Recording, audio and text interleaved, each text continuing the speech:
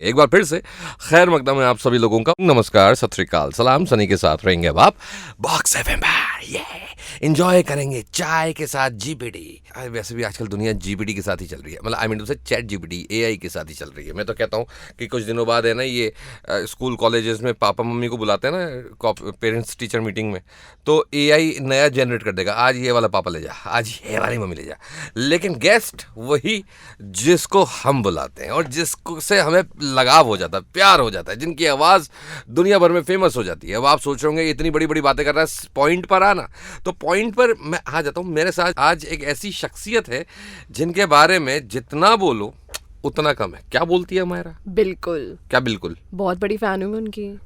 वो आवाज जो पहली बार कानों में पड़े तो वक्त थम जाए, और जब दिल तक पहुंचे तो हर याद गुनगुनाए।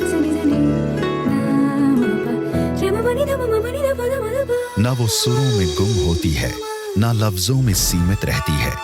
वो एक एहसास है, एक एहसास जिसका नाम है अन्वेषा। अन्वेषा, अन्वेषा। कहीं बातों में हो रुके, मेरी बेसब्री में हो छिपे। तुम नहीं तो फिर कुछ भी नहीं, गई मिलो तो सब कुछ है यही। 13 साल की उम्र में छोटे उस्ताद की स्टेज पर खड़ी ये छोटी सी लड़की आवाज से बड़ी बात कह गई और पूरे देश का दिल जीत गई। रनर अप बनना सिर्फ शुरुआत थी, इसके बाद तो सुरों की सीढ़ियां खुद ही नीचे उतर आईं। इश्क में रुसवा रुसवा होके चले, इश्क में रुसवा रुसवा होके चले। Playback singing in over 10 languages, Hindi, Bengali, Tamil, Telugu, Kannada, Marathi और हर भाषा में उतनी ही मधुर, उतनी ही सच्ची। From the high energy ठा करके in Golmaal returns to the heart melting जलते दिए in प्रेम रतन धन पायो। सुनते हैं जब प्यार हो तो दिए जल उठते हैं, तन में मन में और नयन में दिए जल उठते हैं। हर बार गाना नहीं, जादू हुआ है। National award nominated, multiple state level honours और क्लासिकल म्यूजिक की गहरी समझ ने इनकी हर रचना को टाइमलेस बना दिया है। लाइव कॉन्सर्ट्स, इंडी एल्बम्स, डिवोशनल भजन्स, अन्वेषा ने हर स्टेज को अपना मंदिर बना दिया। आज ये सिर्फ सिंगर नहीं, कंपोजर भी हैं, परफॉर्मर भी, और अब एक म्यूजिकल फिल्म में एक्टिंग का भी डेब्यू कर चुकी हैं। जब कोई सिर्फ गाना नहीं गाता बल्कि हर लफ्ज में जी लेता है तो वो सिर्फ आर्टिस्ट नहीं, एक आवाज बन जाता है। और अन्वेषा वही आवाज है जो हर दिल में गूंजती है। तो मिलते हैं उस जादू से जो हर सुर को रूह बना देती है, जहां हर आवाज एक नई कहानी कहती है। Please welcome Anvesha Datta Gupta. अन्वेषा दत्ता गुप्ता, दत्ता गुप्ता, दत्ता गुप्ता, दत्ता गुप्ता। पता है अन्वेषा, जब आपका ये गाना आया था ना, आजा लग जा गले से मेरे ठाक करके, हाँ ठाक करके, तब से मैं ना, आप यकीन मानिए, मैं इसको कहता जा रहा हूँ मायरा को, आजा लग जा गले से मेरे ठाक करके, ये लेकिन सुनती नहीं है। बोलिए ना कुछ। मैं आपकी आवाज़, मतलब आपको सुनने के लिए इतना बेसब्री से इंतजार कर रहा था कि कब आपकी आवाज़ मेरे कानों तक नहीं, मेरी पहुंचेगी। बोलती बिल्कुल बंद हो गई है क्योंकि आप लोग इतना अच्छा बोलते हैं कि मैं बस आपको ही सुनी जा रही हूँ। देखा, सच अ वंडरफुल इंट्रोडक्शन। मैं नहीं कहता था कि मेरी तारीफ हर कोई करता है, आज अन्वेषा ने भी कर दी।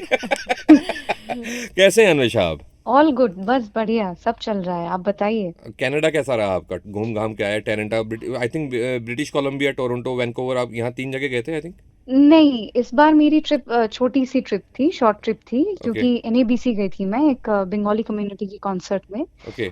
जहाँ पे अमेरिका से भी अलग अलग सिटीज से बंगालीज आते हैं कॉन्सर्ट सुनने। तो पहले दिन first night was like closing was Papunda, second night closing was myself and third night closing was Shaan दादा। सो इस तरह से, और बहुत बंगाल के भी बहुत नामचीन आर्टिस्ट वहाँ पे थे परफॉर्म करने के लिए।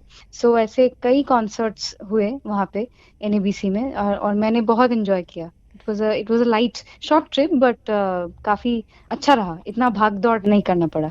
हमारे साथ ऐसा होता है शॉर्ट ट्रिप के लिए हम बड़ी चौपड़ जा रहे हैं, छोटी चौपड़ जा रहे हैं, निर्माण नगर, पीतमपुरा, बस यहीं तक जाते हैं. आपके लिए छोटी ट्रिप कनाडा, हाय हाय हाय. मैं भी खुद से जाऊंगी तो यहीं तक जाऊंगी, मेरी भी जर्नी वहीं तक ही सीमित रहेगी. But I am so lucky that I am an artist. I get to travel, अलग अलग जगह पूरी दुनिया घूमने का मुझे मौका मिलता है, ये thanks to my profession. Anwesha, सबसे अच्छी बात तो ये है बॉक्स एफएम पर आपने आने के लिए टाइम दिया, उसके लिए थैंक्स अ लॉट. और हम Most बड़े welcome. बेसब्री से इंतज़ार कर रहे थे कि कब अन्वेषा आएंगी, कब बॉक्स एफएम के लिसनर्स को मौका मिलेगा आपको लाइव सुनने का. तो उसके लिए हम आपको सर झुका के थैंक्स अ लॉट कहना चाहते हैं. अरे thank you. Thank you. I am also enjoying my self. और एज अ लिसनर भी और एज अ फ़ैन भी, सबसे पहले तो मैं आपकी बहुत बड़ी फ़ैन हूँ. और जो सबसे ज़्यादा चीज़ हमें अमेज़ करती है आपके बारे में वो ये है कि आपने 4 साल की उम्र में गाना शुरू कर दिया था. जब हम लोग बेसिक चीज़ें सीखते हैं, हमें एक बच्चा बोलना सीखता है, बड़ी मुश्किल से चीज़ें ग्रैस्प करना सीखता है, आपने तब से गाने की शुरुआत कर दी थी. ये कैसे आपके अंदर वो गुण कहीं ना कहीं पेरेंट्स के जीन्स आए? हाँ, आई थिंक काफ़ी हद तक जेनेटिक है, क्योंकि कोई भी कला हम लोग चाहे उसको लेकर प्रोफेशनली आगे बढ़े या ना बढ़े, वो तो बाद में हम डिसाइड करते हैं, या फिर ज़िंदगी आपके लिए तय करती है काफ़ी चीज़ें, अपॉर्च्युनिटीज़ आती हैं तो बाद में पता चलता है. लेकिन एकदम in that stage when you are just a baby, तब आप में नेचुरली इंस्टिंक्टिवली आप कौन-सी चीज़ें ज़्यादा करते हो, तो मेरा झुकाव म्यूज़िक के प्रति था. और आई थिंक उसमें मेरी जीन्स का भी हाथ है, क्योंकि मेरी माँ प्रोफेशनली भी एक टाइम था जब वो प्रोफेशनली भी गाती थी, and she is also studied music as a subject. तो एक गाने बजाने का जो माहौल है वो घर में हुआ करता था, and it is still like that, the culture is there. तो जब मैं फॉर्मली एक्चुअली सीखने गई, तालीम लेने गई मेरे गुरुजी से, श्री जैन सरकार, तो क्लासिकल म्यूजिक की तालीम जब से शुरू हुई, सो उसी टाइम से मैं एक्चुअली पकड़ती हूँ मेरे तालीम के टाइम से. जी. That is when I was 4 years old. पर गाना उससे पहले भी मैं गाती थी. सो इट वाज लाइक बोलने के जैसा ही था मेरे लिए गाना गाना. So it was so much ingrained in the culture of my house कि घर में सब, और मेरे पापा भी म्यूजिक लवर ही है, तो माँ बाबा का एक असर तो होता ही है. वो they were so inclined towards different art forms and music specially. तो लिटरेचर, म्यूजिक के प्रति एक झुकाव शुरू से ही था, घर में मैंने देखा भी है और मेरी जीन्स में भी है. तो उस वजह से आई थिंक इतने छोटे से बच्चे में भी जब हम कुछ वो देखते हैं, तो माँ बाप में भी, उनमें भी एक इच्छा होती है कि नहीं, इसको प्रॉपरली एक इंस्टीट्यूशनलाइज तरीके से सिखाते हैं तो फिर वो कला उसकी पॉलिश हो पाएगी. क्या बात है. कहीं ना कहीं मम्मी पापा जब सिखा रहे थे आपको, क्रिटिसाइज भी करते थे? नहीं, उस एज में तो क्रिटिसाइज करेंगे तो मुझे समझ में नहीं आएगी, बट क्रिटिसाइज बाद में. आई थिंक माय मदर, बाबा नहीं लेकिन मेरी माँ मेरी सबसे बड़ी क्रिटिक है. क्या बात तो है. आई थिंक वो उस चीज का होना जिंदगी में बहुत जरूरी है. I think in every stage, जब हम काफी चीजें, काफी अपने बकेट लिस्ट में जो भी है आपके, मैं पकड़ लेती हूँ आपने काफी चीजें उसमें काफी हद तक अचीव कर भी लिया है, लेकिन उसके बाद भी जो एक ग्रोथ है, growth should be an ongoing process. वो कभी बंद नहीं होनी चाहिए कि मैंने ये कर लिया है तो बस हो गया है मेरा, ऐसा नहीं होना चाहिए. तो वो ग्रोथ तभी आपको उसकी इम्पोर्टेंस पता चलती है जब आपके आसपास में ऐसा कोई भी 1 या 2 जन हो, people you surround your self with, उसमें से, चाहे मेरी जिंदगी में मेरी माँ है, आपकी जिंदगी में हो सकता है कोई आपकी दोस्त हो, तो any person in your life can play the role of a critic. और वो बहुत जरूरी है. That's a necessary thing I think, to be able to question your own work, अपने आप खुद के ही काम को, कि मैंने ये गाना इस साल में इस तरह से गाया था, इसमें ये चीजें खामियां हैं, तो अभी मैं गाऊंगी तो कैसे गाऊंगी. तो ये खुद ही के काम को क्वेश्चन करना बहुत इंपॉर्टेंट है, और वो आई थिंक एक इफेक्टिवली एक क्रिटिक कर सकता है. That's true. और पेरेंट्स से अच्छा क्रिटिक तो कोई हो नहीं सकता. वो अक्सर Absolutely. वैसी कमियां निकालते हैं जो हमें आगे जाके ग्रो करने में हेल्प करती है. उसके बाद सबसे पहले तो आपने क्लासिकल म्यूज़िक से शुरुआत करी, इंडियन क्लासिकल. अक्सर ऐसा देखा जाता है ना अन्वेषा कि जो क्लासिकल सीखता आता है ना, उसको वैसे ही आपका माइंडसेट बन जाता है कि ये इसी फॉर्म में गा सकता है. लेकिन आप इंडी पॉप में भी गाती है. आपने वो, मतलब इतना वर्सिटैलिटी है आपकी आवाज़ में. How that came? ये एक्चुअली मुझे पता नहीं है.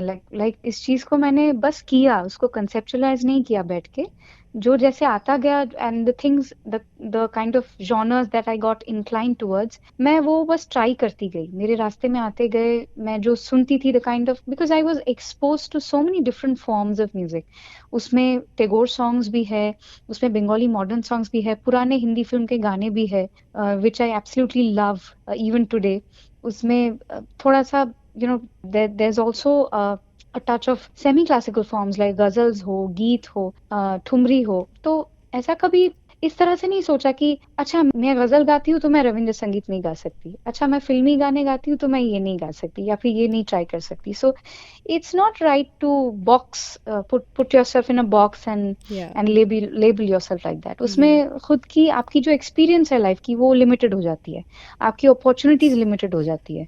तो इसलिए मुझे जो अच्छा लगा, और लाइट म्यूजिक, फिल्मी म्यूजिक के प्रति एक झुकाव तो था ही शुरू से। That's why I think I also I am very grateful to the composers जिन्होंने मेरे बहुत ही एक अर्ली एज से मुझे प्लेबैक में अपॉर्चुनिटीज मिलती गई, जिसकी वजह से I could start very early as a professional. तो सिर्फ रियलिटी शो में पार्टिसिपेट करने से नहीं हो पाता वो, तो मुझे वो मौके भी मिले। मेरी अपनी हार्डवर्क तो होनी ही चाहिए, वो तो I think is the first, it's the building block of your career, of your journey. So खुद की मेहनत होती है आप, और उसके बाद जिस तरह से the kind of people who plot your journey, who get you to a place जहाँ से वो आपके मौके नए रास्ते खुलते जाते हैं। सो वो मौके भी मुझे मिले, तो इसलिए जैसे मौके मिलते गए, the opportunities also shaped me into the artist and the individual that I M today. तो वो मौके नहीं मिलते तो शायद जिंदगी कुछ और होती मेरी। वो कहते हैं ना, जब मेहनत मिलती है अपॉर्चुनिटी से तो लगता है कि क्या लक है ये, बट वो एक्चुअली मेहनत होती है जिसने आपको वहाँ तक पहुँचाया होता है। And you really work very hard in your early age. तभी जब आपने अपना पहला रियलिटी शो किया छोटे उस्ताद, उसकी कहानी हमसे शेयर कीजिए, क्योंकि ना अक्सर रियलिटी शोज़ के बारे में एक आम लोगों की राय ज़रूर ये होती है कि बहुत ज़्यादा स्क्रिप्टेड होते हैं, या इसमें भी यहाँ तक पहुँचने में भी बहुत चैलेंजेस होते हैं, और इसके बाद भी आपको काम मिलेगा या नहीं उसकी भी कोई गारंटी नहीं होती। तो आपने जब इसकी शुरुआत की तो आपका क्या माइंडसेट था? मैंने जब शुरुआत की तो देखिए, इनिशियली तो हम लोग एक उस टाइम पे, मैं जिस टाइम की बात कर रही हूँ लाइक 2000s और 2010 के बाद, एक्चुअली उस टाइम वो पीरियड अगर आप पकड़ लो तो वहाँ उस दौर में रियलिटी शोज का एक बहुत ही गोल्डन इरा, क्योंकि मैं उस टाइम पे थी इसलिए नहीं कह रही हूँ बायस्ड होके, लेकिन in general also as an audience मैं भी खुद उस टाइम पे रियलिटी शोज फॉलो करती थी। The kind of the comments the जजेस यूज्ड टू गिव, उसमें एक अनप्रिटेंशियस एक क्वालिटी थी रियलिटी शोज की, जो एक होनी चाहिए। I mean talent Hunt contest का जो एक मकसद होता है कि आप खोज रहे हो, नई आवाज खोज रहे हो, नई टैलेंट खोज रहे हो। सो जिस मकसद से टैलेंट हंट शोज करते थे लोग, तो वो I think that purpose the makers used to be more honest in that time. तो आई फील वेरी लकी कि मैं उस दौर का हिस्सा रही हूँ। रियलिटी शोज जब लोग बहुत ज्यादा इनग्रॉस्ड होकर देखते थे, ऐसा नहीं है कि अभी नहीं देखते हैं, लेकिन उस टाइम पे number of shows use to also be less. इतना ज्यादा हर चैनल में रियलिटी शोज का इतना बूम नहीं था, इतना ओवरडोज नहीं था। There was no social media. So social media धीरे धीरे इट वाज कमिंग, था नहीं ऐसा नहीं है, पर इट वाज इमर्जिंग। आज के जैसा नहीं था। तो आज जैसे बहुत सारे विजुअल मीडियम्स हो गए हैं, तो सिर्फ टेलीविजन नहीं है। उस टाइम पे टेलीविजन का महत्व कुछ और था, इसलिए लोग एक एक एपिसोड के लिए इंतजार करते थे। तो आई फील वेरी लकी कि मैं उस एक पर्टिकुलर टाइम, जो उस फेज में आप आते हो, तो उस फेज की जो बेनिफिट्स है वो आपको मिलती है। So I got all the positive things from the reality show, from that part I would say. And being a participating in that, उसमें मेरा क्या माइंडसेट था अगर इसकी बात करें, तो मैं ये कहूंगी कि मेरा मकसद यही था कि एक शो में जाऊंगी, उसमें जीतना हारना वो अलग बात है। ऑब्वियसली जीतूंगी, जीतना किसको अच्छा नहीं लगता, लेकिन अगर नहीं जीतूंगी तो I will try to at least qualify the different rounds, क्योंकि जितने एपिसोड्स में मैं आगे बढ़ती जाऊंगी उतने गाने मैं सुना सकती हूँ लोगों को।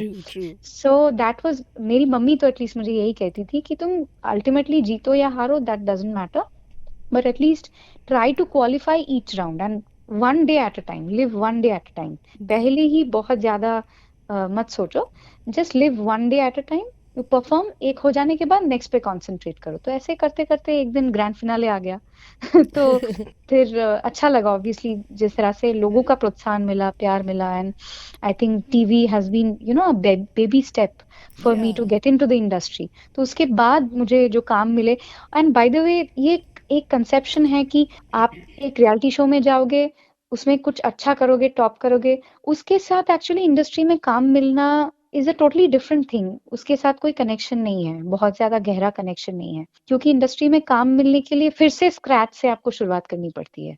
It's just that you get famous through TV, लोग आपको पहचानने लगते हैं, आपको शोज मिलने लगते हैं, लेकिन आप कितने साल तक सस्टेन करोगे उसके लिए खुद का अपना ओरिजिनल काम करना बहुत जरूरी है। Otherwise it won't really sustain, क्योंकि फिर से दूसरा सीजन आएगा, फिर से कोई नया विनर, कोई नया रनर्स अप आ जाएगा। सो ऐसे बहुत सारे नए टैलेंट्स आ जाएंगे। सो उस भीड़ में आप कहीं रह जाओगे। सो इसलिए अपना ओरिजिनल कुछ छाप छोड़ना बहुत जरूरी है, जिसके लिए I think I am grateful to the composers जिन्होंने मुझे अच्छे अच्छे प्लेबैक्स, आज की डेट में भी अच्छे गाने, अच्छे मौके मुझे मिल रहे हैं इतने सालों से। So I owe that to a lot of them, many of them I would say, and some to myself also. Obviously. Obviously. अब आप बोलते बोलते थक गए होंगे ना, सच बताना। हाँ ऑब्वियसली मैं इतना बोलती नहीं हूँ तो इंटरव्यूज में बोलना पड़ता है, क्या चलिए, करूँ। मुझे पता है आप बोलते नहीं हैं, आप सुनाते हैं गाने, वो भी। तो मेरा एक फेवरेट गाना है आप, आजा लग जा गले से मेरे ठाकर के, अच्छा, प्लीज। आप शुरू से उस गाने पे अरे इतना सही करते गाना है, हुए। मैंने कितनी शादियों में डांस किया है, अरे कितनी बाप जगह रे। डांस किया है इस गाने में। तो ये गाना हो जाए प्लीज। जी। अज लग जा गले से मेरे ठा करके, ठा ठा करके, ठा ठा करके, सारी दुनिया से इश्क बया करके, ठा ठा करके, ठा ठा करके, लग जा गले से मेरे ठा करके, ठा ठा करके, ठा ठा करके, सारी दुनिया से इश्क बया करके, ठा ठा करके, ठा ठा करके, दिल में शोला भड़क रहा है, दिल जला जल जाए ना, नाता है कुछ ना समझ, कोई जरा समझाए ना, जिद करना, अब मान ले मेरा कहना, मैं फंस गई अनजाने गलती से ना की जगह करके। क्या क्या बात है, बात क्या है, बात बात है। है। एक गाने के बाद एक सवाल मेरे जहन में आया कि आपके लिए सुर का मतलब क्या है। मतलब क्या कभी ऐसा लगता है कि सुर भी एक शब्द बोलता है, जुबान बोलता है, कुछ बोलता है सुर भी। हाँ, सुर एक अपने आप में एक भाषा है। हम्म। सुर मेरे लिए आई थिंक जैसे हम सांस लेते हैं, हाँ। जैसे हम सांस छोड़ते हैं, वो मेरे लिए सुर है। ओके। क्योंकि हम बोलते भी है, उसकी भी एक फ्रीक्वेंसी होती है। हाँ। क्योंकि उसकी जो फ्रीक्वेंसी होती है, अगर वो फ्रीक्वेंसी का एक कॉन्फ़िगरेशन आप बनाओ, तो फिर अगर वो सुर में है, सुर भी एक कॉन्टेक्सचुअल चीज है एक्चुअली। जैसे अगर मैं बात कर रही हूँ, इस चीज को आप एक उसमें रिकॉर्ड करोगे, फिर उसकी जो फ्रीक्वेंसी होगी, वो ग्राफ अगर आप देखोगे, किसी ना किसी सुर में, किसी ना किसी नोट में वो आएगा। Right. So that is, I mean, scientifically speaking, that is what sur is. And from a musical point of view, obviously that is something which सुर और स्वर में भी एक अंतर होता है। So काफी लोग उसमें भी ये करते हैं, but I think सुर in itself is a language which communicates a lot, even before words, even before it meets, you know, lyrics or words. Okay. वैसे मैंने जहाँ तक आपकी अभी शुरू से लेकर अभी तक की जो जर्नी देखी है, मतलब आपको देखकर ऐसा लगता है कि आप थोड़ा क्लासिकल वाली हैं, क्लासिकल गाएंगे तो मतलब ये सादगी नज़र आती है। लेकिन जैसे कि आपने अभी ये गाना गाया, आजा लग जा गले से मैं ठा करके, तो ऐसे कई सारे गाने हैं। जब आप किसी नए गाने को अप्रोच करती हैं तो सबसे पहले क्या सोचती हैं, इमोशंस, लिरिक्स या कंपोजिशन? ऐसे बाइफरकेट नहीं किया जा सकता एक्चुअली, क्योंकि हर चीज का मैरिज होता है, तभी वो एक अच्छा कानों को सुनाई देता है। Something that sounds good to you, that is what we call music. So ऐसे बाइफरकेट नहीं करूंगी कि मैं इसी पे कंसंट्रेट करती हूँ। मैं जो गाने का बेसिक मूड है, प्लेबैक करते वक्त मैंने यही सीखा है कि गाने का जो बेसिक मूड है, वो आपको उसकी एक समझ होनी चाहिए। तो उसकी समझ मुझे कैसे मिलेगी? कंपोजर से मिलती है। अगर लिरिसिस्ट वहां पे मौजूद है तो लिरिसिस्ट से पूछ लेती हूँ कि आपके जो बोल है उसके मायने क्या है उसके। सो वो अगर गहराई से आपको समझा दे तो वो बेटर होता है। उनकी तरफ से एक ब्रीफिंग अगर आपको मिल जाए तो फिर आपको मूड वो इमोट करने में आसानी होती है। ग्रेट। बॉक्स एफएम पर आज हमारे साथ है अन्वेषा, और अगर आपका कोई सवाल, आपकी कोई क्वेरी है तो आप हमें कॉल कर सकते हैं 7339990969 पर, या आप बॉक्स एफएम की चैट उसके लिए आपको बॉक्स एफएम की एप्लीकेशन डाउनलोड करनी पड़ेगी प्ले स्टोर ऐप स्टोर पर जाकर। और चैट बॉक्स में आप अपना नाम और मैसेज छोड़ सकते हैं, उसमें आप अपनी सॉन्ग रिक्वेस्ट भी भेज सकते हैं। आज बहुत अच्छा मौका है अन्वेषा को लाइव सुनने का। आज जब मैं सुबह स्टूडियो आ रही थी अन्वेषा, तो जलते दिए गाना, क्योंकि मुझे पता था कि आज इंटरव्यू है अन्वेषा का, तो मैंने वो सबसे पहले जलते दिए गाना प्ले किया और उसको फिर से फील किया। अब जब भी गाती है ना, एक होता है सिंगर, ठीक है, जो एक नॉर्मली एक गाना गा रहा है, एक सिंगर होता है जब वो गाता है तो उसका एक एक शब्द फील होता है। और ऑनेस्टली आपकी आवाज़ में वो फील है जब आप गाती है ना, तो एक एक शब्द लगता है। जब आपने जलते दिए गाया, उसमें जिस तरह से वो पोर्ट्रे किया गया है गाना, उसकी स्टोरी आप ज़रूर सुनाइएगा कि कैसे आपको वो मौका मिला। बिल्कुल। लेकिन एज अ फैन, क्योंकि मैं बहुत एक्साइटेड हूँ, तो आपने जब वो गाना गाया उसमें समझ आ रहा है, अगर कोई वो फिल्म ना भी देखे तो भी उस गाने का मूड, उसकी स्टोरी समझ सकता है कि वो एक्ट्रेस क्या कहना चाह रही है और वो एक्टर क्या कहना चाह रहे हैं, और वो बहुत अच्छे से शब्द उस पूरी कहानी को बयां कर रहे हैं। Thank you, that's really sweet. Thank you. तो कैसे आपको ये मौका मिला है, कि प्लीज जरूर बताइए। मुझे एक्चुअली प्रेम रतन धन पायो से पहले भी मैं हिमेश जी के साथ काम कर चुकी थी, क्या? Like in dangerous age can expose in फिल्मों में। तो प्रेम रतन का मौका एक्चुअली जब वो एक दूसरी फिल्म का गाना मैं गाने गई थी, सुभाष घाई की कांची, तो उसमें गाते वक्त मेरी मुलाकात हुई इरशाद कामिल सर से, जाने माने राइटर और मेरे बहुत ही कमाल के चहीते, composer, मेरे yeah. बहुत ही चहीते लिरिसिस्ट है वो। तो इरशाद सर से मेरी मुलाकात हुई उस वक्त, उस दौरान, क्योंकि सुभाष जी उस दौर के फिल्म मेकर है। तो by the grace of that, when he recorded the songs, गानों की रिकॉर्डिंग में वो हमेशा चाहते थे कि हर कोई जो उस गाने पे काम कर रहा हो वो मौजूद हो स्टूडियो में।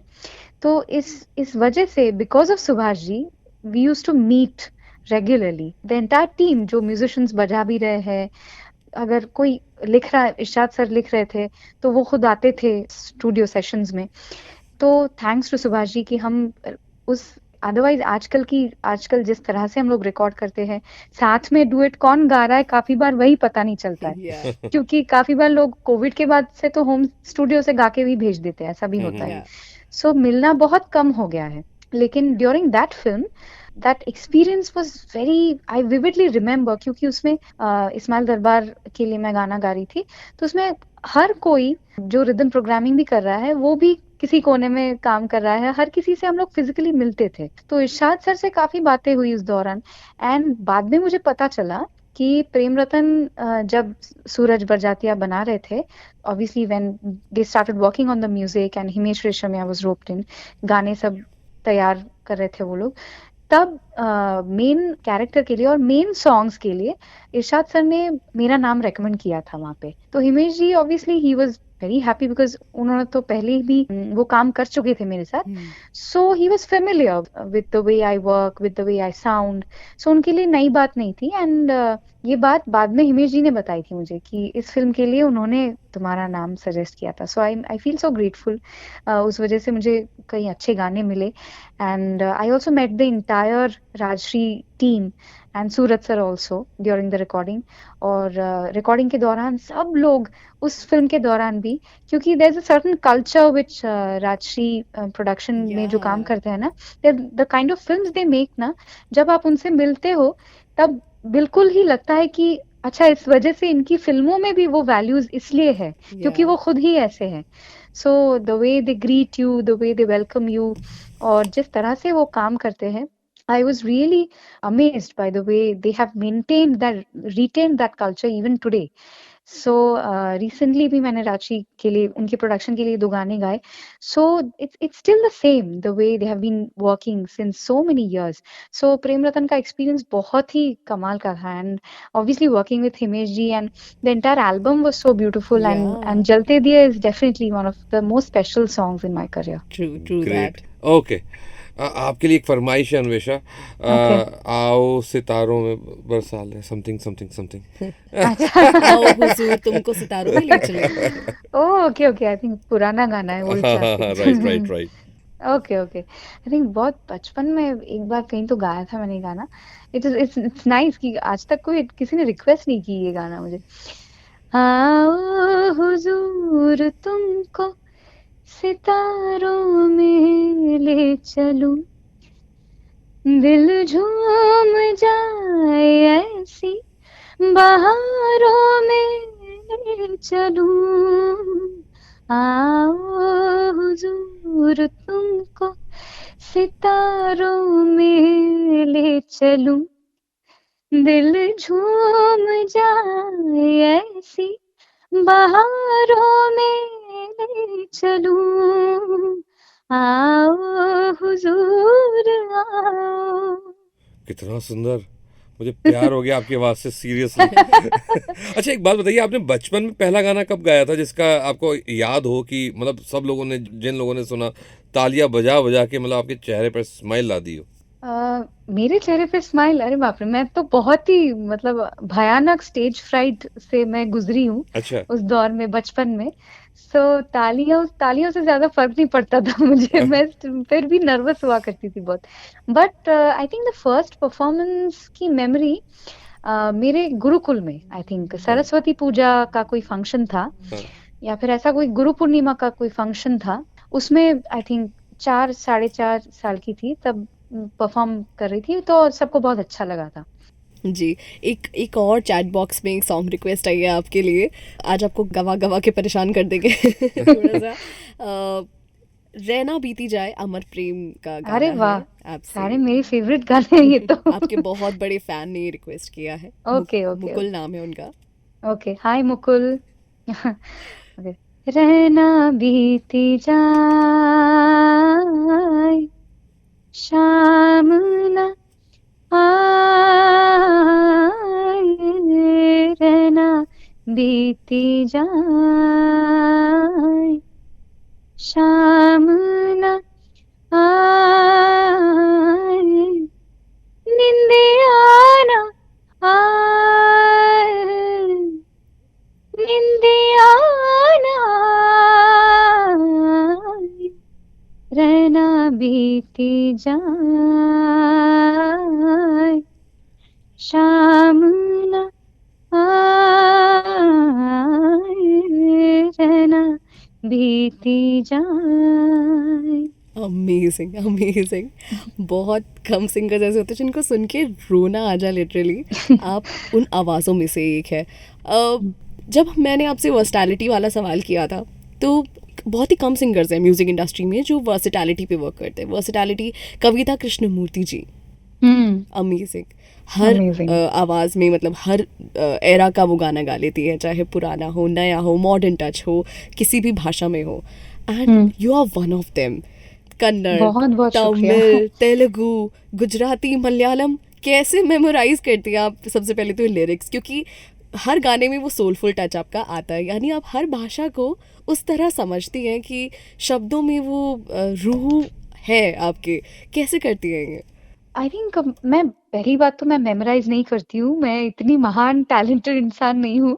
लेकिन आई थिंक जिन अलग अलग रीजनल इंडस्ट्रीज में जो कंपोजर्स काम करते आए हैं इतने सालों से, उनमें से जिन लोगों ने मुझे इस लायक समझा कि मैं उनके कॉम्पोजिशन को गा सकती हूँ, उन्होंने मुझे बुलाया, and by the grace of those opportunities मेरी वो एक्सपोजर मुझे मिल पाई, जिस वजह से मुझे सीखने का काफी मौका मिला, और उसके बाद शायद कुछ हद तक मैं डिलीवर भी मैंने किया है। इस वजह से बार बार वो अपॉर्चुनिटीज आती गई, and the more opportunities I get in a particular language, उस लैंग्वेज की फिर एक हॉराइजन आपकी बढ़ती जाती है, the way you experience that language. उसके लिए ऐसा नहीं है कि मैंने तमिल जाके सीखा है या फिर तेलुगु जाके सीखा है, लेकिन जैसे तेलुगु आप पकड़ लो, तेलुगु में रेगुलरली मैं गाती हूँ। अभी गाते गाते एक आदत सी पड़ गई है कि उसमें कौन से वर्ड्स ज्यादा इस्तेमाल होते हैं, कौन से वर्ड को किस तरह से थ्रो करना पड़ता है, उसकी एक आप you get an idea, you get a hang of that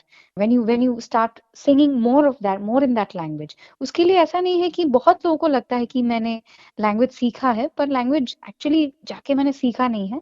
that will be a deeper dive into a particular culture, but I have not really done that, but I have professionally experienced a glimpse of what that language sounds like when I sang in those particular languages. Great. एक और collar जुड़ चुके हैं। Hello, कौन बात कर रहे हैं? मुकेश तन्ना फ्रॉम महाराष्ट्र। अच्छा, महाराष्ट्र से बात कर रहे हैं, जी बताइए। जी। अन्वेषा, जैसे मैं एक गाना सुनना चाहता हूँ। गाने की रिक्वेस्ट है। हाँ बताइए। जी, बोलिए। लुका छुपी, अच्छा, वो खुद ये गाना लता जी गा का। आप पहले एक लाइन आप सुनाइए। Please please please. हाँ वो सुनाएंगी, वो मना नहीं कर रहे, लेकिन वो चाहती हैं कि एक लाइन आप सुनाएं पहले। लुका छुपी, ले आओ, सामने आओ ना। ओके। जी सॉरी, इतना ही गा पा रहा हूँ। हाँ, ठीक एक लाइन मतलब लिटरली उन्होंने एक एक लाइन लाइन गाई। सुनाई। ठीक ये है। बहुत ही टफ है। टफ है, लेकिन अन्वेषा जी के लिए नहीं है। अन्वेषा जी नहीं, जी जी जी बिल्कुल।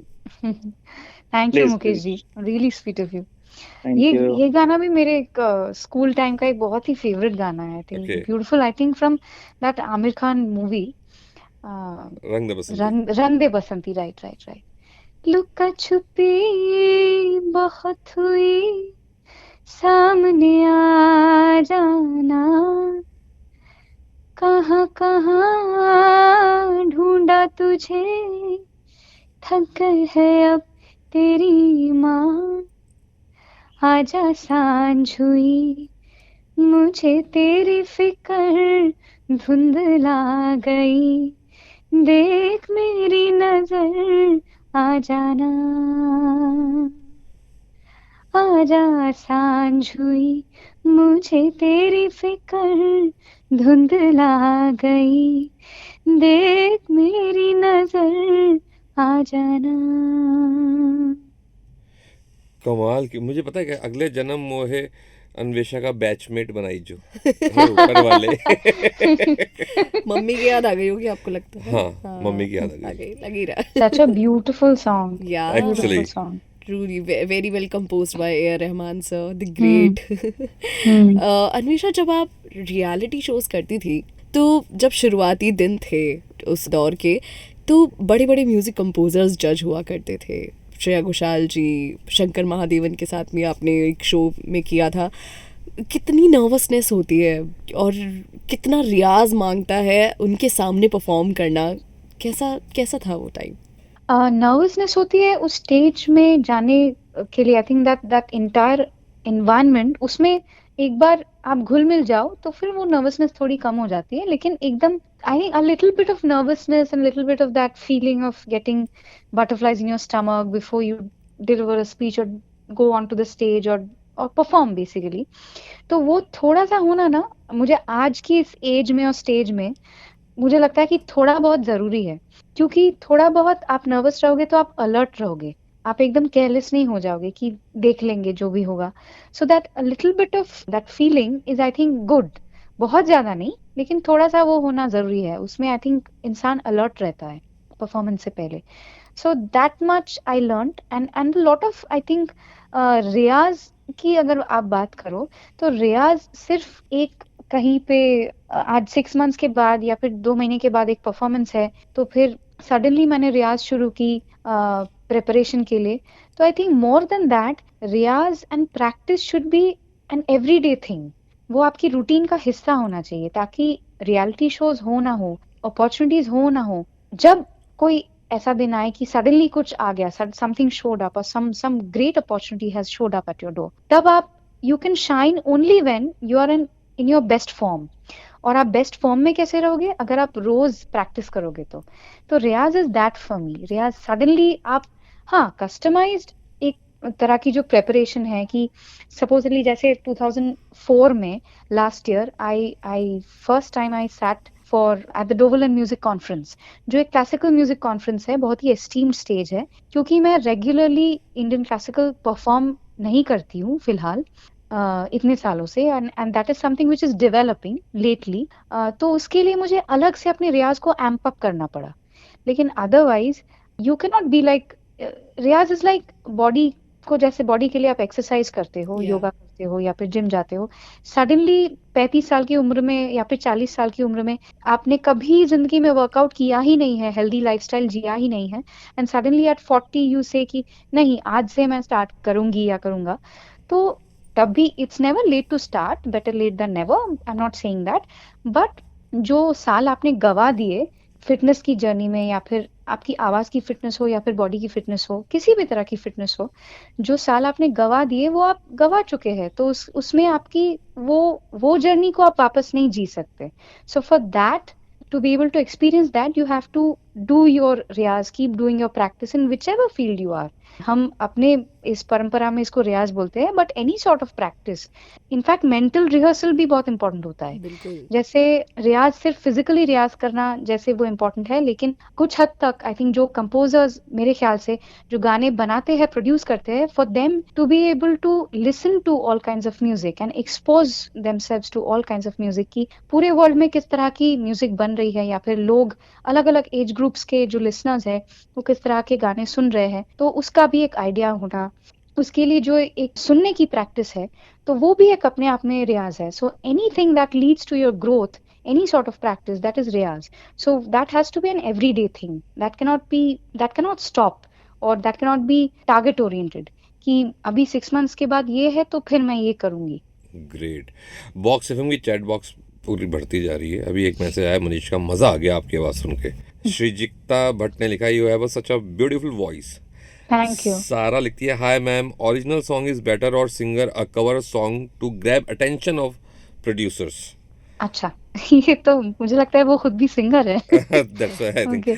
काफी नए सिंगर्स मुझे ये सवाल करते हैं, तो इसलिए हाँ. मुझे लगता है कि I am assuming that she is a singer. देखिए, अगर आपको सुनाना है अपनी आवाज तो ओरिजिनल गाना गाइए या फिर कवर सॉन्ग गाइए. कवर सॉन्ग्स में व्यूज आपको ज्यादा मिलेंगे, क्योंकि रीजन एक ही है, क्योंकि वो पहले से लोग जानते हैं उस गाने को, और जो लोग जिस चीज के साथ लोग रिलेट ज्यादा करते हैं वो ज्यादा उसके साथ ज्यादा सुनेंगे. तो लोगों का अटेंशन पाना, या फिर if you want to tune in to, अगर प्रोड्यूसर्स इंडस्ट्री में काम मिलने की बात कर रहे हो तो आपकी आवाज सुनाना इम्पोर्टेंट है. तो वहाँ आपकी आवाज की क्वालिटी या फिर आप जिस तरह से गाते हैं, आपकी स्टाइल, वो लोग सुनेंगे.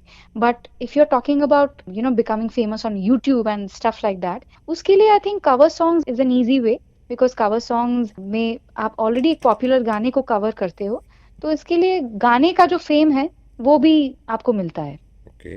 सुधीर ने लिखा है, आपका सबसे बड़ा चैलेंज या स्ट्रगल क्या था?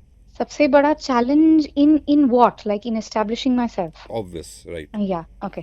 सबसे बड़ा चैलेंज, आई थिंक चैलेंजेस अलग अलग आए, उसको मैंने इस तरह से बैठ के सोचा नहीं. I didn't really give it a thought I would से, बट अलग अलग चैलेंजेस है. जैसे जब मैंने एकदम करियर अपना शुरू किया था, in my initial days, a few composers, they told me कि don't listen to Shreya Ghoshal, because she was like my immediate inspiration. क्योंकि मेरे immediate पहले की generation में I used to listen to Sunidhi Chauhan and Shreya Ghoshal a lot. I still do, but मुझे कुछ composers ने कहा कि क्योंकि थोड़ी सी सिमिलैरिटी हमें लगता है कि आपके इस स्टेज में, जैसे आप the way you sound, the way you are singing, कुछ चीजें है सिमिलर, तो उस चीज से बाहर निकलने के लिए आप उनको एटलीस्ट कुछ सालों के लिए मत सुनो, उसके बाद definitely you can tune into her songs again. So I actually followed that, और उससे मुझे काफी फायदा हुआ. मैं मेरे से अलग स्टाइल में गाते हैं ऐसे सिंगर्स को बहुत ज्यादा सुनने लगी, जिससे I could actually find my own style. क्योंकि अपने गाने गाते गाते आप खुद को फिर खोजना शुरू करते हैं, देन एक्चुअली यू अंडरस्टैंड कि oh this is my signature, this is the way I would emote a certain word और एन इमोशन. तो वो फिर मुझे खुद गाते गाते जैसे मौके आते गए, and certain things I followed also the way composers guided me. So उनके टिप्स भी याद रखती थी, और खुद गाते गाते अपने गाने गाते गाते उसकी एक्सपीरियंसेस से मैं सीखती गई. So it was like an on the job training. Actually, Anvisha, I was thinking the same कि आपका texture is very much similar to Shreya Ghoshal ji. Very much similar. That's the reason you just explained now. अभी वो भी आपको पता है, आप Canada से आए हैं और वो कनाडा गए हैं. अरे वाह. मैंने What a coincidence. मैंने आज ही देखा, और मैंने उनको कॉल लगाया था, तो बोले अभी तो मैं कनाडा हूँ, I will call you back. मैंने ओके. जी. चैट बॉक्स में और भी बहुत सारे आपके लिए क्वेश्चंस हैं. रिंकू पूछ रही हैं, आपके गानों ने लोगों के रिलेशनशिप्स बचाए हैं क्या? कभी किसी फैन ने आपको बताया कि उन्होंने आपका गाना यूज करके किसी को प्रपोज किया हो, समथिंग लाइक दैट? Yes. ऐसा बहुत बार हुआ है, बहुत सच्ची? सारे कॉन्सर्ट्स में। हाँ, बिल्कुल।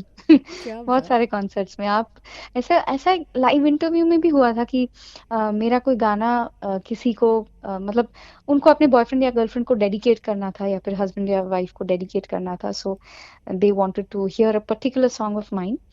सो ऐसा हुआ है काफी बार। क्या बात है। राघव लिख रहे हैं, अगर किसी लिसनर का दिल रिसेंटली टूटा है और आपको सिर्फ एक लाइन गाकर उसका मूड बेटर बनाना है तो आप कौन सी line गाएंगी? Okay, so I recently worked as a lyricist in a Jio Hotstar web series called है जुनून. It's a musical series. तो उसमें तो जो गाने मैंने लिखे हैं, उसमें से एक गाना आई थिंक थोड़ा सा मोटिवेशनल टाइप का गाना है. सो आई थिंक अच्छा लगेगा उनको, उनका मूड अच्छा हो जाएगा. बिल्कुल। ये इश्क आग लगाए, अब दूरी ना सही जाए, जीना है तेरे संग ही ओरे साथिया, सारे जहां से लड़ जाए हम, हाथों में जो हाथ हो, प्रीत मोरी सतरंगी ख्वाहिश है अतरंगी, पी के बिना जीवन रास आए ना, हो प्रीत मोरी सतरंगी ख्वाहिश है अतरंगी, पी के बिना जीवन रास आए ना.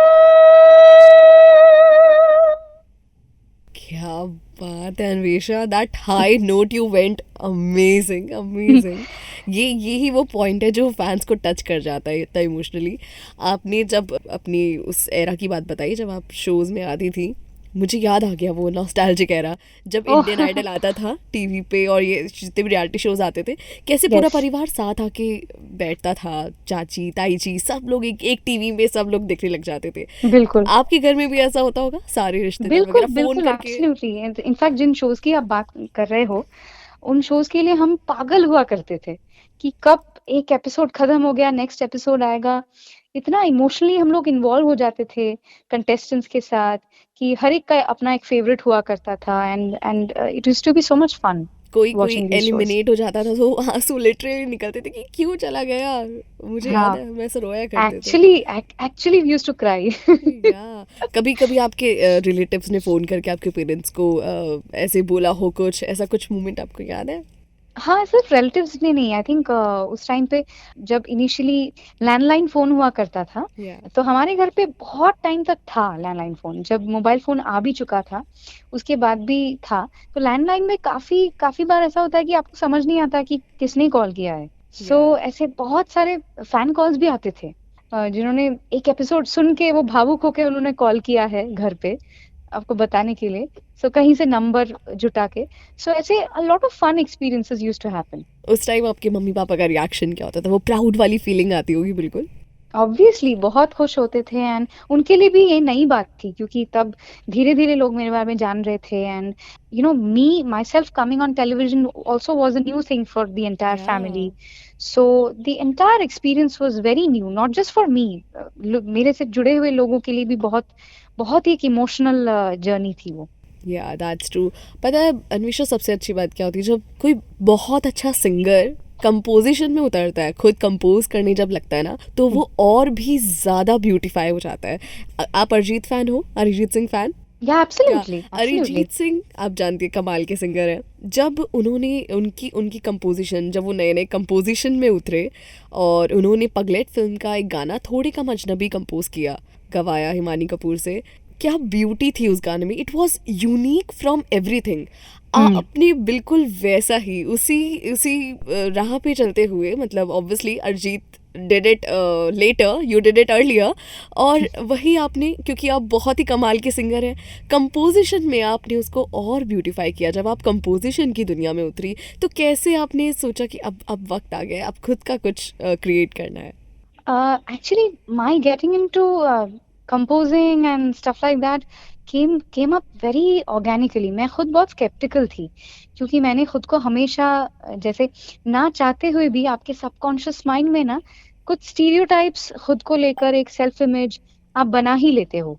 Yeah. इट्स नॉट अवॉइडेबल, तो वो एक क्रिएट हो ही जाता है। तो उसमें मैंने हमेशा अपने सपने में खुद को एक सिंगर के तौर पे ही देखा था, इमेजिन किया था। So this entire unknown terrain की खुद के गाने बनाना, लिखना, वो तो बहुत ही और भी दूर की बात है। तो इस चीज को लेकर काफी बार मम्मी पापा ने जब मुझे इंस्पायर किया, पहले वो इनिशियली इतना कुछ नहीं बोलते थे। जब मैं ओरिजिनल कुछ धुन बनाती थी तो वो सुन के उनमें से कुछ धुन वो बोलते थे कि हाँ, इसको लेकर तुम डेवलप कर सकते हो, इस पे खुद लिखने की कोशिश करो एंड स्टफ लाइक दैट।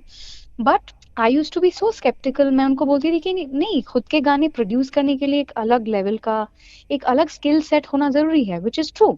तो इसलिए मैं उनसे काफी बार लड़ी भी हूँ इस चीज को लेकर, लेकिन बाद में मैंने खुद कोशिश की, और कोशिश करते करते मैंने डिस्कवर किया कि नहीं, अगर इस टेरेन में भी मैं कुछ करना चाहूँ तो मैं बना पा रही हूँ, लिख पा रही हूँ, खुद के धुन बना पा रही हूँ। तो वो करते करते ना मुझ में एक जो जिसको आप आत्मविश्वास कहते हैं, जी। वो पैदा हो गया कि अब करके देखते हैं। उसको लेकर मैं सच कहूंगी, उसको लेकर मेरी कोई एस्पिरेशन नहीं थी कि मैं फिल्मों में कंपोज करूंगी and I will do this and I will do that. It came about very organically.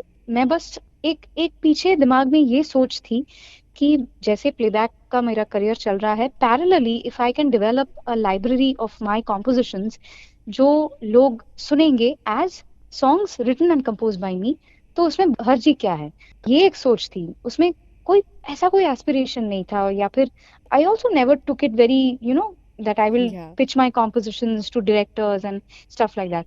So इसलिए मैंने बहुत ही एक ऑर्गेनिक तरीके से उस चीज को स्टार्ट किया। उसके लिए मेरा यूट्यूब चैनल शुरू हुआ एंड यूट्यूब चैनल की जर्नी धीरे धीरे आगे बढ़ी, लोग उसमें जुड़ते गए and today there is listener base out of my fan base जो रेगुलर सोशल मीडिया पे मुझे सवाल करते हैं कि आप अपना कॉम्पोजिशन कब रिलीज कर रहे हो and what are you Yeah. writing next and what are the projects that you're composing for. So ये मुझे इस चीज का इतना ज्यादा एक्सपेक्टेशन नहीं था and which got fulfilled. So a lot of things happen in your life which you have not thought of or dreamt of. Yeah. So this is a proof of that. आप ही की composition से कोई एक गाना अगर हमें सुनने को मिले तो? बिल्कुल बिल्कुल, एब्सोल्युटली। तुम नहीं तो फिर कुछ भी नहीं, गर मिलो तो सब कुछ है यही, अनकही बातों में हो रुके, मेरी बेसब्री में हो छिपे, तुम नहीं तो फिर कुछ भी नहीं, गर मिलो तो सब कुछ है यही। क्या बात है, क्या बात है। आज तो गानों की पूरी थेरेपी हो गई है, बहुत बढ़िया वाली। अच्छा निशा, ये बात फैक्ट है, पता है तुम्हें? यूके, यूएस और स्पेशली चाइना में एक म्यूजिक थेरेपी शुरू करी गई है। जो लोग डिप्रेस हो जाते हैं या अपसेट साउंड कर रहे होते हैं, तो वो एक ऐसी क्लास शुरू कर रखी है जहाँ पर अच्छे बड़े फेमस अन्वेषा जैसे बड़े बड़े सिंगर्स को इन्वाइट किया जाता है और सिर्फ गाने सुन के वो थेरेपी ली जाती है और वो ठीक महसूस करते हैं। और आज मैं बहुत अच्छा महसूस कर रहा हूँ उसी की वजह से। जी जी जी, मौसम इतना क्योंकि अच्छा। मैं थेरेपी के लिए चार्ज नहीं करती। थैंक्स अ लॉट डॉक्टर साहब, thanks a lot. Doctor Anvesha, क्योंकि मौसम इतना अच्छा, बिल्कुल मॉनसून वाली वाइब चल रही है और इधर अन्वेषा की सिंगिंग, मज़ा ही आ गया। अन्वेषा, आपने एक चीज़ रियलाइज़ की है, कुछ फिल्में ऐसी होती है ना जहाँ वो फिल्में बहुत अच्छा परफॉर्म नहीं कर पाती बॉक्स ऑफिस पे, लेकिन कुछ उसके गाने कुछ ऐसे होते हैं जो सुपर हिट हो जाते हैं, और वो सिर्फ इस रीज़न से होता है कि क्योंकि उसके लिरिक्स में बहुत पावर होती है और उनके सिंगर्स बहुत अमेजिंग होते हैं। ऐसी ही एक फिल्म मुझे रणदीप हुड्डा की याद आई है, दो लफ्जों की कहानी, जिसमें आपने गाना गाया था जीना मरना। इतना दर्द भरा वो गाना था, वो फिल्म नहीं अच्छा परफॉर्म कर पाई, लेकिन वो गाना काफी हिट हुआ था। और जितने भी म्यूजिक लवर्स हैं ऑल ओवर द वर्ल्ड, वो पक्का इस बात से एग्री करेंगे कि उस गाने में जो दर्द था, उस लिरिक्स में जो पावर थी ना, you bring life to that song. Thank you. Thank you. उस गाने की स्टोरी, उस प्रोजेक्ट के बारे में अगर आप हमें बताएं और वो गाना भी जरूर हमें सुनाएं तो बहुत मजा आएगा। हाँ, दीपक तिजोरी जी की फिल्म थी जी, और बबली हॉक का कंपोजिशन था। तो बबली दादा के साथ मेरी एसोसिएशन इस गाने से बहुत पहले की है, क्योंकि we collaborated on many projects. और मैंने जो इंटरेस्टिंगली जब मैंने मराठी मूवी में म्यूजिक और बैकग्राउंड स्कोर का काम कर रही थी, तब when I was doing the working on the BGM, तो बीजीएम के प्रोग्रामिंग और अरेंजमेंट्स में बबली दादा ने ही मेरी मदद की and it was done by Babli दादा only. Okay. So it is so nice that हम लोग काफी बार रिस्ट्रिक्टेड हो जाते हैं अपने अपने रोल्स कि मैं सिंगर हूँ, तुम कंपोजर हो। लेकिन वही लोग जब अलग अलग रोल्स दूसरे किसी प्रोजेक्ट में वो प्ले करने का उन्हें मौका मिलता है, सो some magic happens, Yeah. so it was like that. So my association with Dada Babli goes very long back, way before दो लफ्जों की कहानी। जब फिल्म की बात हुई तो उनके होम स्टूडियो में ही मैंने गाना गाया था, एंड कॉम्पोजिशन सुन के ही मैंने उनको बोला था कि बहुत ही सोलफुल गाना है। आई रियली विश कि ये गाना रेगुलरली, मैं गाना रिलीज होने के बाद कुछ कॉन्सर्ट्स में ये गाना गाया था और अच्छा रिएक्शन मिला था, लेकिन उसके बाद काफी सालों से काफी बार होता है कि अपने किसी काम को आप ही थोड़ा सा नेग्लेक्ट कर देते हो। सो ये उस तरह का एक गाना है मेरा, जिसको मैंने बहुत ज्यादा, जितना गाना चाहिए था उतना ज्यादा नहीं गाया, परफॉर्म किया। So I really regret it. It's I think one of my most soulful songs. Box FM के पास बहुत आपको मौका दिया है, बहुत अच्छा इसको फिर से गाने का, आप जहाँ जहाँ गा नहीं पाए। मैं थोड़ा सा कोशिश करती हूँ। जी बिल्कुल। मुझे जीना सिखा दिया, मरना सिखा दिया, तेरी वफा ने इंसान बना दिया। जीना सिखा दिया, मरना सिखा दिया, तेरी वफा ने इंसान बना दिया। क्या बात है। वापस एक बार once more Once more. once more please once more. Okay, this is great. This is turning into a concert now. मुझे जीना सिखा दिया, मरना सिखा दिया, तेरी वफा ने इंसान बना दिया। जीना सिखा दिया, मरना सिखा दिया, तेरी वफा ने इंसान बना दिया। Amazing amazing. आज के गाने जो मैं सुनती हूँ ना, सारे ऑटो ट्यून वाले, डिजिटल एरा वाले, उसके बाद ऐसी सोलफुल वॉइस जिसमें ऑटो ट्यून की बिल्कुल ज़रूरत नहीं है, मज़ा ही आ गया। क्योंकि आप भी जानती हैं आजकल जैसा म्यूज़िक इंडस्ट्री में चल रहा है, एक ऑटो ट्यून वाला ट्रेंड जो आजकल चल रहा है, आपको लगता है कि जैसे क्लासिकल म्यूज़िक को कैसे आप रिलेवेंट बना के रखती हैं, कितना ज़रूरी है आज के टाइम पे रियाज़ करना? क्योंकि अब थोड़ा सा हो जाता है ना एक रिलैक्सिंग वाला, कि अब फ्लेक्सिबिलिटी सिंगर्स के लिए कि अब ठीक है ऑटो ट्यून तो है, काम चल जाएगा, लेकिन आप बीइंग अ क्लासिकल सिंगर कैसे रिलेवेंट बना के रखती हो उसे आज के एरा में भी? मुझे लगता है कि आज जिस डिजिटल एज में हम पहुंच चुके हैं, उसमें given the softwares that we are talking about, जैसे ऑटो ट्यून आप ले लो, म्यूजिक इंडस्ट्री में एक रेवोल्यूशन क्रिएट किया है ऑटो ट्यून ने। So I think there are good and bad sides to everything. So technologically जैसे हम डेवलप करते जा रहे हैं, उसकी कुछ फ्लिप साइड्स भी है। जैसे अगर फ्लिप साइड्स नहीं होती तो शायद ये सवाल भी उठ के नहीं आता आज कि कैसे हम ऑर्गेनिक जो जॉनराज है उसको कैसे रेलेवेंट बना के रखेंगे। रेलेवेंस उसका इसी में है कि जैसे आपने खुद ही इस सवाल का जो जवाब है आपने खुद ही दे दिया इस सवाल को पूछने से पहले, कि एक जो नेचुरल बात होती है, एक जो जिस चीज को हम शायद एक्स फैक्टर बोलते हैं, एक्स इसीलिए क्योंकि हम उसे डिफाइन नहीं कर पा रहे पूरी तरह से, इट्स समथिंग अनडिस्क्राइबेबल, लेकिन जो आपके दिलो दिमाग को सुकून दे रहा है, समथिंग लाइक दैट। तो वो उस एक्स फैक्टर को हम कभी इन सॉफ्टवेयर के थ्रू नहीं क्रिएट कर सकते हैं। And to be able to reach that level of sublime for any artist, it is important to have a dynamic life experience and practice and exposure to life. उसके लिए वो कोई software या कोई एआई आपको नहीं करके दे सकता। अगर आप इंटेलिजेंट है तो इन चीजों का सही इस्तेमाल कर सकते हो, क्योंकि these things are revolutionary in nature. मुझे ये मेरा मानना है। और जहां तक क्लासिकल म्यूजिक का सवाल है, classical music in itself will sustain itself, क्योंकि आज की जनरेशन में सिर्फ मैं ही नहीं, मैं तो I think I am juggling between the two genres, but there are so many youngsters, अगर जो लोग बारीकी से फॉलो करते हैं। That day my elder sister was talking about some really young musicians in their 20s who are pursuing seriously classical music, और वो कुछ फ्यूजन बैंड्स का भी हिस्सा है। और जो यंग जनरेशन का जो क्लासिकल म्यूजिशियन का जो एक ब्रीड आया है, उनमें से कई लोगों को मैं भी जानती हूँ। उनमें से शिखर कुरैशी है, ईशान घोष है। I think so many of them are so dynamic. ये लोग उस चीज को पकड़ के नहीं चलते हैं। They are also performing in fusion bands. They are creating their own international albums, and they are working for so many different kinds of projects. कि मैं सिर्फ प्योर क्लासिकल होगा तभी मैं परफॉर्म करूंगा, तभी मैं बजाऊंगा, ऐसा माइंडसेट नहीं है आज की जनरेशन की जो क्लासिकल म्यूजिशियंस की मैं बात कर रही हूँ। So which is I think very good. They are also expanding their horizon. और अगर लिसनर्स की बात करें तो उसके लिए आई थिंक हम आर्टिस्ट का उत्तरदायित्व है कि हम उनको ये सारे जॉनरास बहुत ज्यादा सुनाएं, क्योंकि ऑटो ट्यून वगैरह जो है it's great for certain genres, जैसे पॉप सॉन्ग ले लो आप, या फिर ईडीएम ले लो। ऐसे जॉनरास के लिए परफेक्ट है। वहां पे इनफैक्ट ऑटो ट्यून होना ही चाहिए मेरे ख्याल से। नहीं होगा तो आपको आपके कानों को तकलीफ होगी, क्योंकि उसमें उस जॉनरा के लिए वो सॉफ्टवेयर जरूरी है, using that software in the right amount. So it basically depends upon the intelligence of the man behind these softwares. वो अगर चाहे तो उसका सही इस्तेमाल कर सकता है। अगर हम गलत इस्तेमाल करना शुरू करेंगे तभी प्रॉब्लम होगी, अदरवाइज नहीं। या दैट्स ट्रू।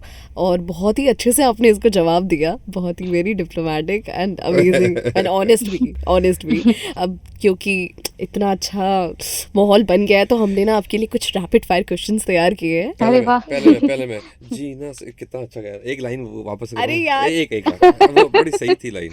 एक बार इनकी थेरेपी शायद कुछ बहुत ज्यादा हो गई, डिमांडिंग हो गई। यार दर्द हो रहा है, ठीक कर दो। एक्चुअली थर्ड टाइम मैं गाऊं? आप प्लीज ना, ये बस एक ही लाइन। ओके।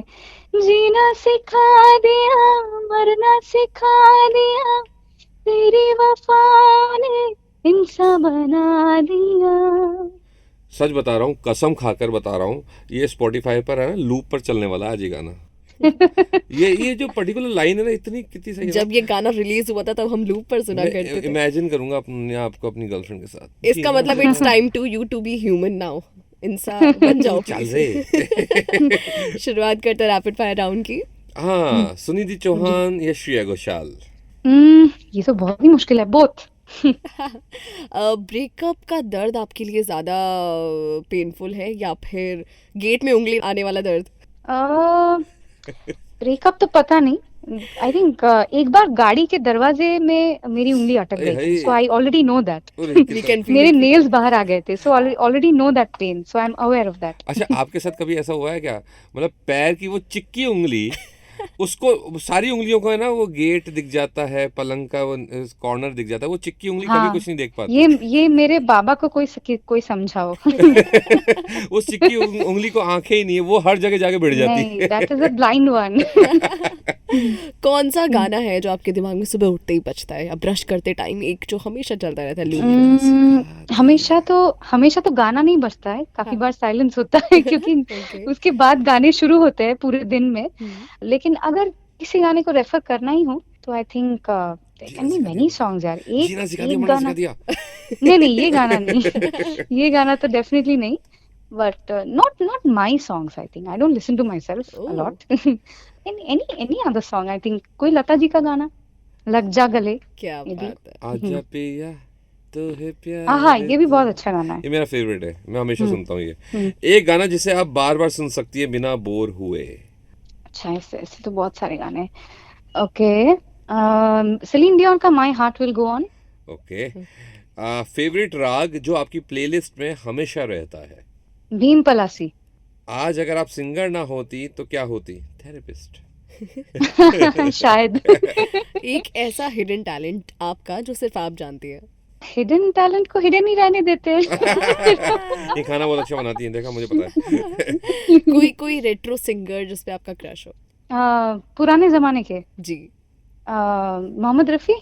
क्या बात है, उनके जैसा तो कोई नहीं है। That's true. ज्यादा मुश्किल क्या है आपके लिए, मोबाइल नेटवर्क पकड़ना या हाई नोट्स पकड़ना? मोबाइल नेटवर्क पकड़ना, आई थिंक। छोले भटूरे, राजमा चावल? राजमा चावल, कंफर्ट फूड।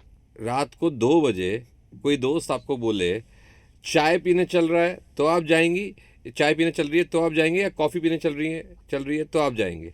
मैं मैं अपने फैमिली के साथ चाय पीने रात को निकलती हूँ, पर दोस्त कौन है उस पे डिपेंड करता है। Best friend best best friend होगा तो जा सकती हूँ। क्या बात। मतलब चाय पीने जा सकती हैं आप, हाँ चाय पीने कुल जा मिलाकर आप चाय पर्सन है। अच्छा, लिलीज या रोजेस, सकती। रोजेस। गन्स या रोजेस? ये कैसा सवाल है। मुझे याद नहीं आ रहा था, मैंने कुछ भी बोल दिया।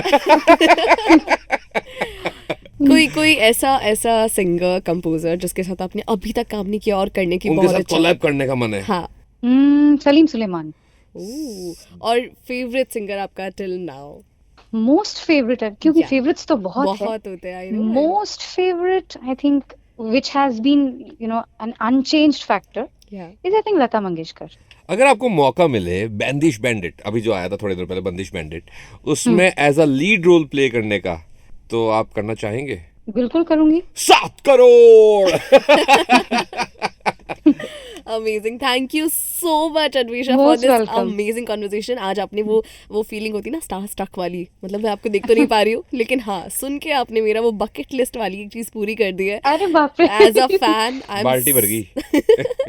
Manifestation. Yeah, I'm so glad to talk to you, and I've been waiting since morning to talk to you. And how sweet. सच में, और I've been listening to your songs जब से आपने शुरुआत की है तब से, and you made our childhood so better, you made our जवानी so better by singing all these How songs. sweet, how sweet. We are really grateful to have you on box FM. कोई message आप box Likewise. FM के listeners के लिए जाते जाते देना चाहे तो? बॉक्स एफएम के सारे लिसनर्स के लिए मेरी तरफ से यही मैसेज होगी कि आप अच्छे गाने सुनते रहिए, गाना अच्छा हो या बुरा हो सुनते रहिए, सुनना इम्पोर्टेंट है, एंड कीप स्माइलिंग ऑलवेज। वो भी तो बोलो, आपको जो मैंने बताया था स्पेशली अलग से कि सनी को रोज सुनिएगा। हाँ सनी को रोज सुनिएगा, हाँ सनी, तो फिर आपकी जिंदगी में सनलाइट बनी हाँ रहेगी। Sunny is the best star. ये Sunny is the best RJ, bestest. What about me, Anvisha? Myra भी ओके मेरा bye. Amara has been such a sweetheart, and the way she spoke to me, मुझे ऐसा लग नहीं रहा था कि मैं किसी इंटरव्यूअर से बात कर रही हूँ। It was so heartfelt. ये मैंने दिल से बोला। ये हमारी ऐसा घर नहीं की कि पहले वाला झूठ था। ये हमारी घर की लाजो है। Thank you so much, Anvisha. So God bless glad you. to have you. God Thank bless you. you. और आप लोग यहीं रहिएगा, stay tune on box FM, think out of the box.